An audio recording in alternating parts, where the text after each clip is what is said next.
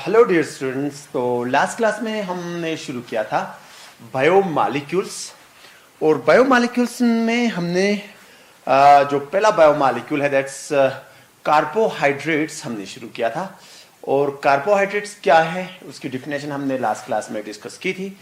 और उसके अलावा बायोमॉलिक्यूल को कैसे क्लासिफाई करते हैं वो भी हमने डिस्कस किया था।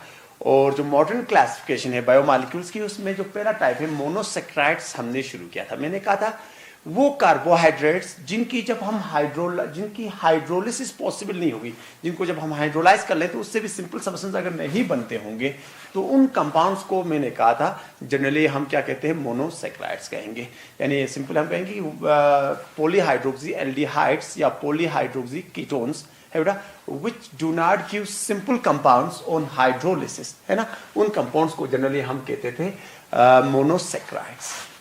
तो मोनोसेक्राइड्स में मैंने आपसे कहा था कि जो सबसे पॉपुलर जो मोनोसेक्राइड्स हैं उसमें एक तो ग्लूकोज है और दूसरा फ्रैक्टोज और उसके अलावा राइबोज भी है। तो इनमें से दो कंपाउंड्स यानी ग्लूकोज और फ्रैक्टोज का स्ट्रक्चर आपके सिलेबस का पार्ट है। तो आज हम शुरू करने जा रहे हैं structure of glucose. Dear students, glucose का जो स्ट्रक्चर है वो कुछ एक्सपेरिमेंटल ऑब्जर्वेशन के बेसिस पे डिसाइड किया गया है। और इन ऑब्जर्वेशन में सबसे पहली जो ऑब्जर्वेशन है वो उसका मॉलिक्यूलर फॉर्मूला है। अगर आप ग्लूकोज ले लोगे और इसकी volumetric qualitative analysis as well as quantitative analysis कर लोगे तो वहां से ये पता चलता है कि ग्लूकोज में तीन एलिमेंट्स हैं, कार्बन, हाइड्रोजन और ऑक्सीजन। और ये भी पता चला है कि इस एनालिसिस के दौरान जब आप क्वांटिटेटिव एनालिसिस कर लोगे तो ये पता चला है कि कार्बन तकरीबन 40% यहां पे कार्बन होता है, 6.67% तकरीबन हाइड्रोजन होता है ग्लूकोज में और 53.33% नियरली क्या होता है ऑक्सीजन होता है। और कुछ टेक्निक्स का इस्तेमाल करके जब हम इसका मॉलिक्यूलर मास निकालते हैं तो जो मॉलिक्यूलर मास आता है वो नियरली आ जाता है 180। कितना आ जाता है 180। तो ये जो डाटा जो हमारे पास है, एक तो हमारे पास क्वालिटेटिव एनालिसिस है as well as quantitative analysis भी है और उसके अलावा मॉलिक्यूलर मास भी जब पता चल गया है तो इस डाटा का इस्तेमाल करके इसका हम मॉलिक्यूलर फॉर्मूला कैलकुलेट कर सकते हैं। होप आप लोग को आइडिया होगा, क्लास 11 में ये डिस्कस कर लेते हैं। तो जो मॉलिक्यूलर फॉर्मूला पता किया गया तो वो मॉलिक्यूलर जो फॉर्मूला आ गया इसका, जो मॉलिक्यूलर फॉर्मूला आ गया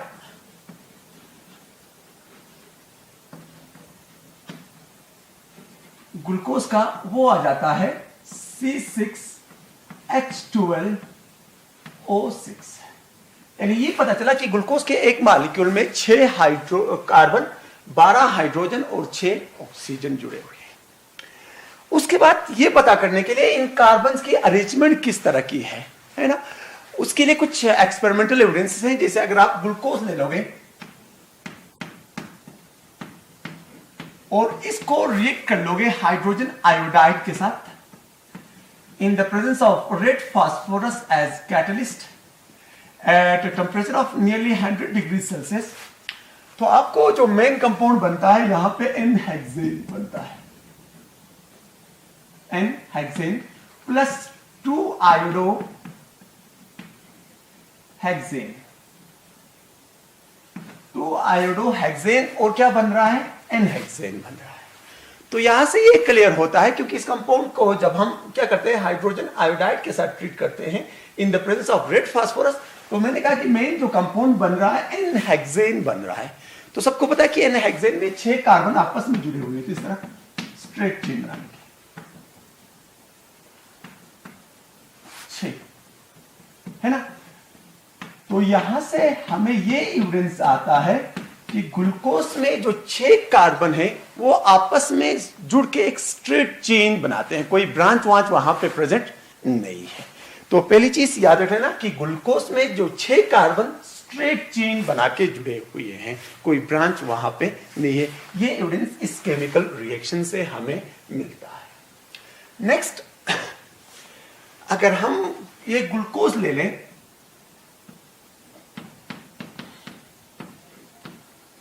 और इसको अगर हम रिएक्ट कर लें इस कंपाउंड के साथ,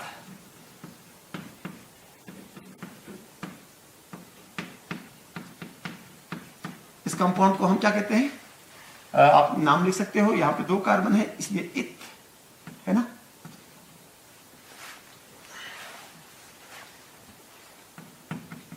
इत सिंगल बॉन्ड इसलिए एन, और उस ग्रुप की वजह से क्या लिखेंगे, ओइक एनहाइड्राइड।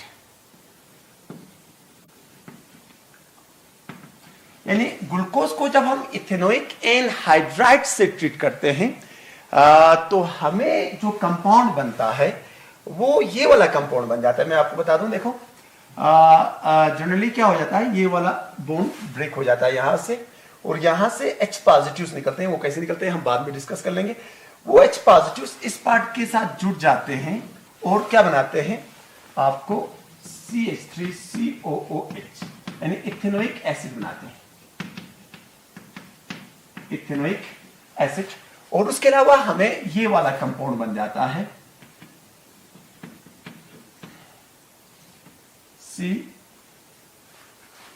इसके साथ एक H जुड़ा होगा और जुड़ जाता है OC डबल बॉन्ड OCH3, ये वाला कंपाउंड बन जाता है। और ये जो यूनिट है कितने टाइम्स होता है, 4 टाइम्स होता है। कितने टाइम्स, 4 टाइम्स। और उसके बाद यहाँ पे कार्बन, इस कार्बन के साथ 2 हाइड्रोजन और एक ऐसा ग्रुप जो ऊपर जुड़ा हुआ है OC डबल बॉन्ड, सॉरी ओ नहीं होगा,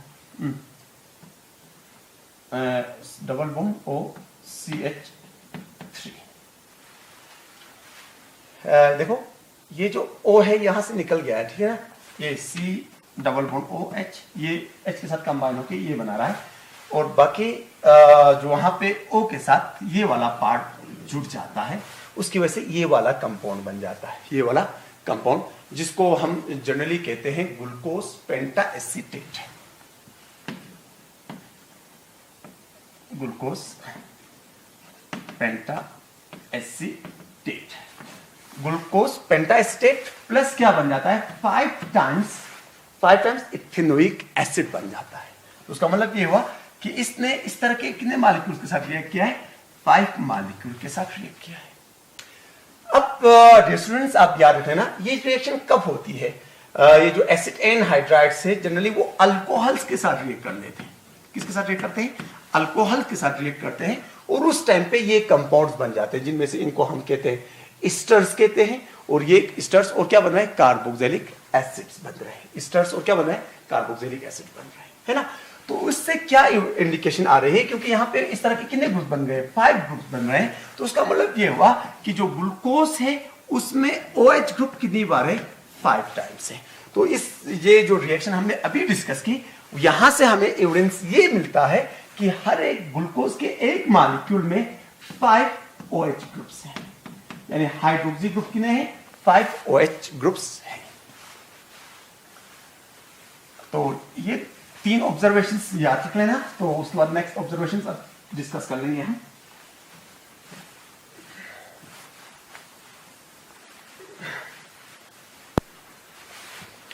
और उसके बाद अगर हम ग्लूकोज ले लें,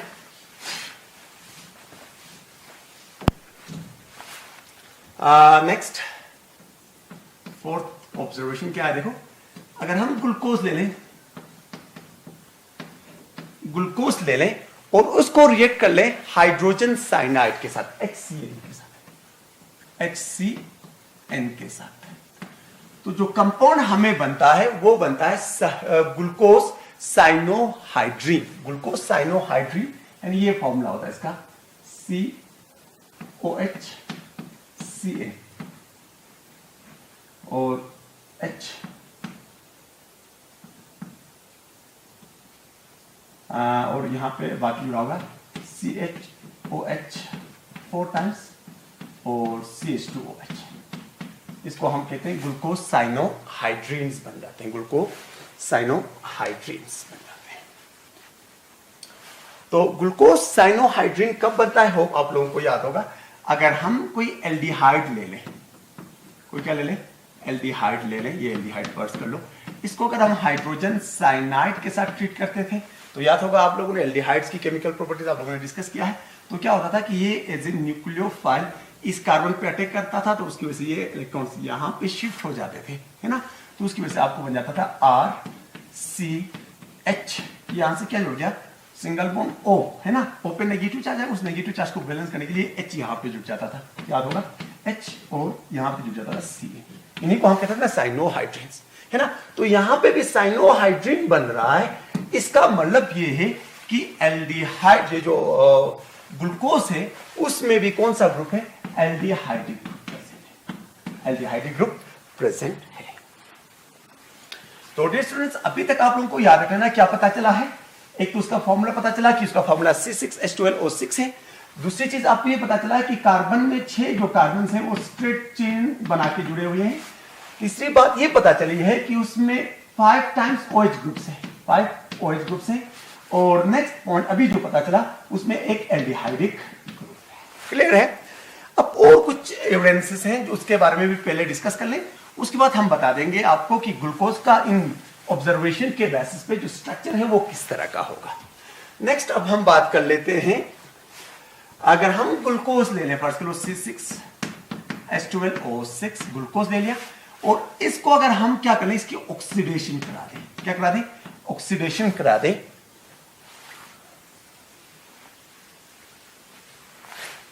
ऑक्सीडेशन करा दें, एक नॉर्मल या माइल्ड कहें, माइल्ड ऑक्सीडाइजिंग एजेंट का इस्तेमाल करके, माइल्ड ऑक्सीडाइजिंग एजेंट समझते हो, जैसे टोलेंस रेजिन आप इस्तेमाल कर सकते हो, फेलिंग सॉल्यूशन आप इस्तेमाल कर सकते हो, इनमें से किसी भी ऑक्सीडाइजिंग एजेंट का इस्तेमाल करके अगर हम किसकी, ग्लूकोज की ऑक्सीडेशन करते हैं तो हमें ये कंपाउंड बन जाता है COOH, CHOH 4 टाइम्स और CH2OH बन जाता है ना।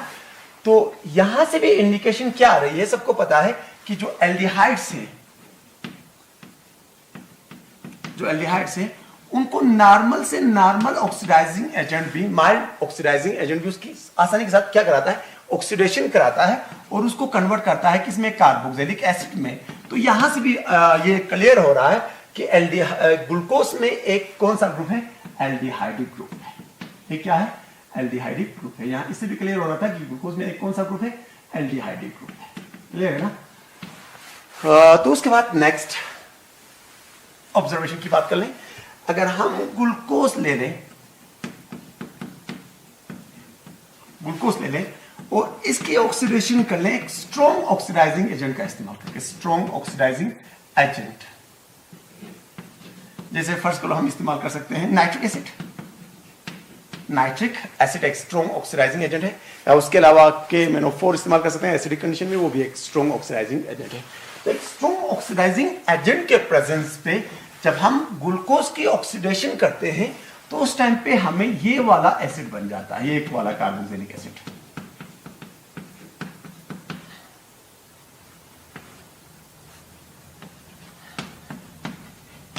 ये वाला कार्बोक्सिलिक एसिड बन, यानी दोनों एंड्स पे COOH ग्रुप, यानी इसकी भी ऑक्सीडेशन हो गई, इसकी भी क्या हो गई, ऑक्सीडेशन हो गई। तो यहां से ये बात क्लियर होती है कि यहां पे, क्योंकि सबको पता है कि प्राइमरी अल्कोहल की ऑक्सीडेशन, प्राइमरी अल्कोहल की ऑक्सीडेशन हो गई यहां पे, है ना।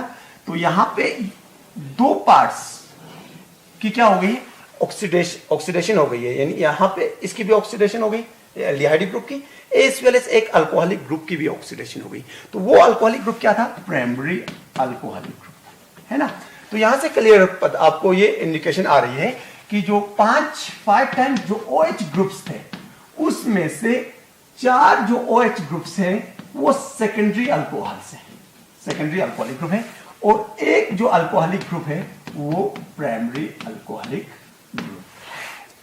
तो जो भी केमिकल रिएक्शंस अभी हमने डिस्कस किया, इन केमिकल रिएक्शंस से हमें ये पता चल रहा है कि ग्लूकोज का फॉर्मूला C6H12O6 है। क्लियर है।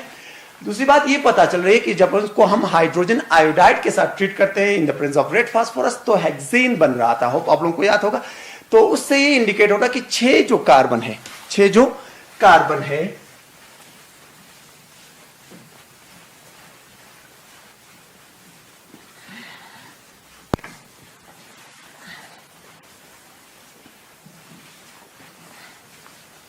जी स्टूडेंट्स, मैंने क्या कहा कि एक तो ये फॉर्मूला पता चला कि इसका फॉर्मूला C6H12O6, ठीक है ना। दूसरा जो एक्सपेरिमेंट हमने किया था जिसमें हम हाइड्रोजन आयोडाइड के साथ ट्रीट कर रहे थे ग्लूकोज से, वहां से हमें ये पता चला कि ये जो 6 कार्बन है वो एक स्ट्रेट चेन बना रहे हैं, ठीक है ना, यानी 6 कार्बन एटम्स स्ट्रेट चेन बना रहे हैं, है ना, इसमें कोई ब्रांच नहीं है। उसके बाद जो नेक्स्ट एक्सपेरिमेंट हमने की थी जिसमें हमने इथेनोइक एनहाइड्राइड के साथ ट्रीट किया था, वहां से हमें ये पता चला कि वहां पे 5 टाइम्स OH ग्रुप है, 5 टाइम्स क्या है, OH ग्रुप है।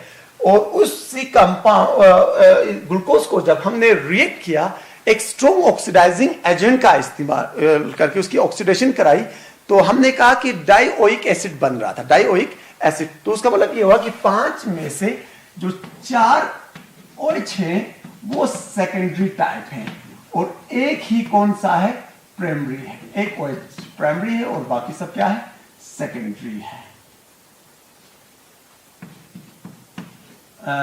4 सेकेंडरी है और एक क्या है, एक OH जो है वो कौन सा है, प्राइमरी टाइप का है ना।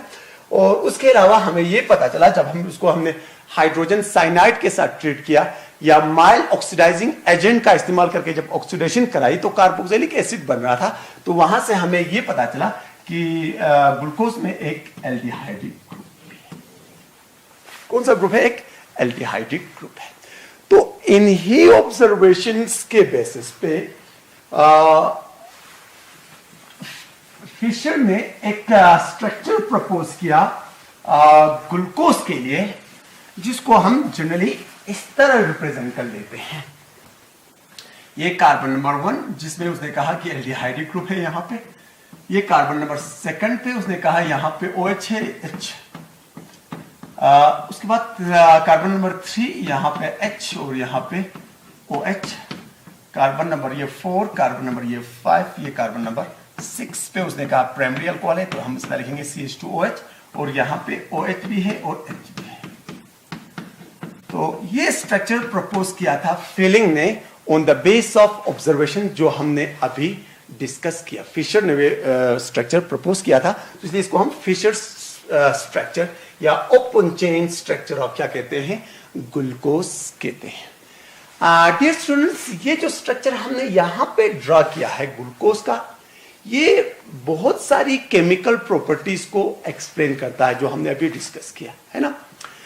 मगर बहुत सारी केमिकल प्रॉपर्टीज को बेसिक एक्सप्लेन करता है, मगर सब केमिकल प्रॉपर्टीज को ये एक्सप्लेन नहीं करता है। जैसे मैं आपको कुछ ऐसे प्रॉपर्टीज के बारे में बता दूं जो ग्लूकोज एक्सप्लेन नहीं कर रहा है। तो उसमें सबसे पहली चीज आप याद रख लेना, ग्लूकोज में जो एल्डिहाइडिक ग्रुप है CHO है ना, ये एल्डिहाइडिक ग्रुप बेशक जो कैरेक्टरिस्टिक रिएक्शंस है एल्डिहाइड की, जिसे हमने कहा हाइड्रोजन साइनाइड के साथ रिएक्ट कर रहा है, इसी तरह ये हाइड्रोक्साइल एमाइन के साथ भी रिएक्ट कर लेता है। हाइड्रोक्साइल किसके साथ भी रिएक्ट कर लेता है, हाइड्रोक्साइल एमाइन के साथ भी रिएक्ट कर लेता है। मगर कुछ और कैरेक्टरिस्टिक जो एग्जांपल्स हैं एल्डिहाइडिक ग्रुप के, जैसे एल्डिहाइडिक ग्रुप जो है एल्डिहाइड्स अमोनिया के साथ रिएक्ट करते हैं, मगर ग्लूकोज अमोनिया के साथ कोई रिएक्शन दिखाता नहीं है।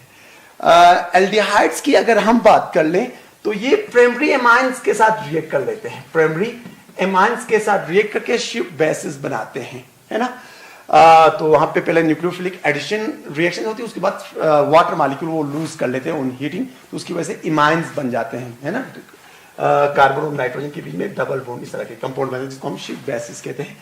तो एल्डिहाइड्स प्राइमरी एमाइंस के साथ रिएक्ट करके वो शिफ्ट बेसिस बनाते हैं, मगर जो ग्लूकोज हैं वो ये वाली रिएक्शन भी दिखाता नहीं है ना।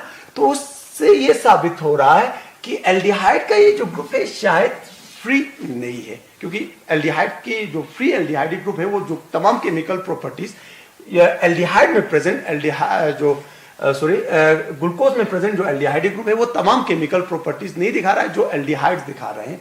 तो वहां से एविडेंस आता है कि जो ओपन चेन स्ट्रक्चर है उसमें शायद एल्डिहाइड जो है वो शायद फ्री नहीं है।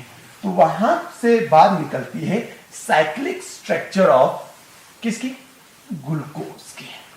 तो अब हम बात कर लेते हैं साइक्लिक स्ट्रक्चर ऑफ ग्लूकोज का। उसके अलावा और भी एविडेंसेस हैं, जैसे ग्लूकोज के दो स्टीरियो आइसोमर्स मिलते हैं, एक को हम कहते हैं अल्फा डी ग्लूकोज, दूसरे को कहते हैं बीटा डी ग्लूकोज। उन दोनों में क्या फर्क होता है कि बेशक कंपोजिशन वही है ना, मगर उनका बॉइलिंग पॉइंट्स अलग होते हैं। नेक्स्ट इसकी जो स्पेसिफिक रोटेशन है, हाँ दोनों टेक्स्टो रोटेटरी है मगर स्पेसिफिक रोटेशन दोनों के सेम नहीं है ना। तो उससे एविडेंस होता है कि ये जो ग्लूकोज है इसका क्या हो सकता है, साइक्लिक स्ट्रक्चर भी हो सकता है। तो अब हम बात कर लेते हैं साइक्लिक स्ट्रक्चर ऑफ ग्लूकोज की। तो दिस ओपन चेन स्ट्रक्चर जो अभी हमने डिस्कस किया था, मैंने कहा था कि इस तरह का होगा open chain structure, C double bond OH, समझ रहे हो। और ये कार्बन नंबर 1 है ना, ये कार्बन नंबर 2, ये carbon number 3, carbon number 4, carbon number 5 और ये कार्बन नंबर 6, CH2OH। क्लियर है। ये है यहाँ पे क्या होगा, कार्बन नंबर 1 इसमें लिखते हैं 2, 3, 4, 5 और ये 6 है ना। तो ये कार्बन नंबर 2 पे क्या था, इस साइड में OH था, सबको पता है, इस साइड में क्या था, H है ना। कार्बन नंबर 3 पे यहाँ पे क्या है, H, इस साइड में OH। कार्बन नंबर 4 को देखोगे तो यहाँ पे OH, फिशर्स का फॉर्मूला हम लिख रहे हैं OH है ना, सॉरी H है ना, यहाँ पे भी OH और यहाँ पे क्या H। तो अगर आप इस मोनोसेक्राइड को देखोगे, ग्लूकोज को देखोगे, तो इस तरह फ्रैक्टोज का भी ऐसा ही स्ट्रक्चर होता है जो हम बाद में डिस्कस कर लेंगे। इस स्ट्रक्चर से हमें यह क्लियर हो रहा है कि इसमें एक तो एल्डिहाइड ग्रुप है और बहुत सारे OH ग्रुप्स भी हैं, बहुत सारे क्या है OH ग्रुप्स भी हैं। और होप आप लोगों को याद होगा कि जो एल्डिहाइड्स हैं, एल्डिहाइड्स है ना, इस तरह एल्डिहाइड्स या जो कीटोन्स हैं ये रिएक्ट करते हैं अल्कोहल्स के साथ। किसके साथ, अल्कोहल के साथ। कैसे रिएक्ट करते हैं, होप आप लोगों को आइडिया होगा कि अल्कोहल एसिडिक नेचर के होंगे तो है ना, और ऊपर से अल्कोहल के पास सबको पता है 2 लोन पेयर ऑफ इलेक्ट्रॉन है और ये H और ऑक्सीजन और हाइड्रोजन के बीच वाला बॉन्ड पोलर होता है, जो हमने अल्कोहल्स की केमिकल प्रॉपर्टीज के टाइम पे डिस्कस किया था, एज वेल एज एल्डिहाइड्स और कीटोन्स की केमिकल प्रॉपर्टीज के टाइम पे भी डिस्कस किया था। तो क्या हो सकता है कि ये जो ऑक्सीजन है एज ए न्यूक्लियोफाइल इस कार्बन पे अटैक कर सकता है, क्योंकि इस कार्बन पे स्लाइड कौन सा चार्ज होता है, पॉजिटिव चार्ज, ऑक्सीजन पे स्लाइड नेगेटिव चार्ज। तो ये जब यहाँ पे अटैक कर लेगा तो ये इलेक्ट्रॉन यहाँ पे शिफ्ट हो जाते थे, है ना। तो उसकी वजह से हमें इस तरह के कुछ कंपाउंड बन जाते थे, RC सिंगल बॉन्ड OH, समझ रहे हो ना। इस ऑक्सीजन पे नेगेटिव चार्ज आएगा, इस नेगेटिव चार्ज को बैलेंस करने के लिए यहाँ से निकलने वाला H यहाँ पे जुड़ जाएगा, है ना। और उसके अलावा जुड़ जाता था OR, है ना, OR, और यहाँ से क्या जुड़ा है H। तो इनको हम हिमी एसिटल्स कहते थे। क्या कहते थे, हिमी एसिटल्स। तो ये हिमी एसिटल फिर अल्कोहल के साथ रिएक्ट करते थे और क्या बनाते थे, एसिटल बनाते थे, याद है ना। तो अगर आप, तो यहां से क्या क्लियर हो रहा है कि एल्डिहाइड्स और अल्कोहल्स आपस में रिएक्ट करके एसिटल्स और हिमी एसिटल्स बना सकते हैं। अब अगर हम ग्लूकोज की बात कर ले तो ग्लूकोज के मॉलिक्यूल में, ग्लूकोज के मॉलिक्यूल में, एक ही मॉलिक्यूल में एल्डिहाइडिक ग्रुप भी है और बहुत सारे क्या है OH ग्रुप भी है। तो इसमें क्या हो सकता है, विद इन द मॉलिक्यूल ये रिएक्शन हो सकती है जिस रिएक्शन की हम बात कर सकते हैं, यानी इसी मॉलिक्यूल का एक OH ग्रुप इसी मॉलिक्यूल के एल्डिहाइडिक ग्रुप के साथ क्या कर सकता है, रिएक्ट कर सकता है। तो जनरली ये माना जाता है कि जो साइक्लिक स्ट्रक्चर बनता है वो ये कार्बन नंबर कौन सा है, 6 है ना। तो कार्बन नंबर 6 का जो ऑक्सीजन है ना, माना जाता है कि ये शायद अटैक करता होगा कार्बन नंबर 1 पे, कार्बोनाइल कार्बन के कार्बन पे। तो उसकी वजह से ये जो इलेक्ट्रॉन्स है वो शिफ्ट हो जाएंगे कहां पे, ऑक्सीजन पे। तो ऑक्सीजन पे नेगेटिव चार्ज डेवलप होगा, तो नेगेटिव चार्ज की वजह से, ऑक्सीजन पे जो नेगेटिव चार्ज होगा उस नेगेटिव चार्ज की वजह से ये जो हाइड्रोजन है ये कहां शिफ्ट हो जाएगा, यहां पे शिफ्ट हो जाएगा, है ना। तो उसकी वजह से क्या हो जाएगा, कार्बन नंबर 1 और कार्बन नंबर किसके बीच में, 6 के बीच में बॉन्ड बन जाएगा थ्रू ऑक्सीजन। तो इसलिए हम कहते हैं जो ग्लूकोज हैं उनका क्या हो सकता है, साइक्लिक स्ट्रक्चर हो सकता है। तो इस साइक्लिक स्ट्रक्चर के बारे में हम इंशाल्लाह नेक्स्ट क्लास में काफी डिटेल